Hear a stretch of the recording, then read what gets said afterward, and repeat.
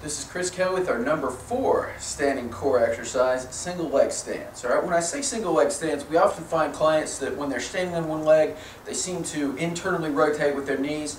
They have problems maintaining balance, and this is an issue often with both pelvic stability and stability of the core. So we have weak hip stabilizers, we have weak which are tied to usually our lateral core muscles. So one of the corrective exercises that we'll utilize to clean this up is what is called a single leg stance with core. So what we're going to do here is just take a band,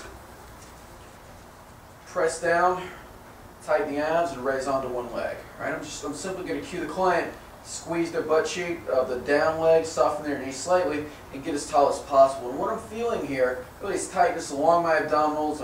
It's really this reinforcement here of the band is helping me to really tighten everything up and brace, get the muscles to co-contract, both around my torso and my hips. All right. From here, we can advance this exercise by simply, again, including movement perturbation. So press downs, alternating press downs.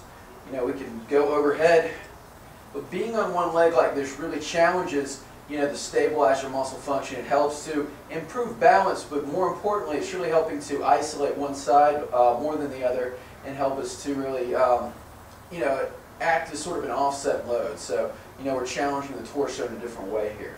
All right, now for physique purposes, what we'll often pair this up with is what is called an active straight leg raise. All right, so by the same token, a lot of people that do leg lifts on the floor, they often have trouble feeling that in the correct places. Their back will arch, their back will hurt. All right, in order to clean this up, again, we use the band by simply pressing down. This often helps to facilitate the abdominal brace.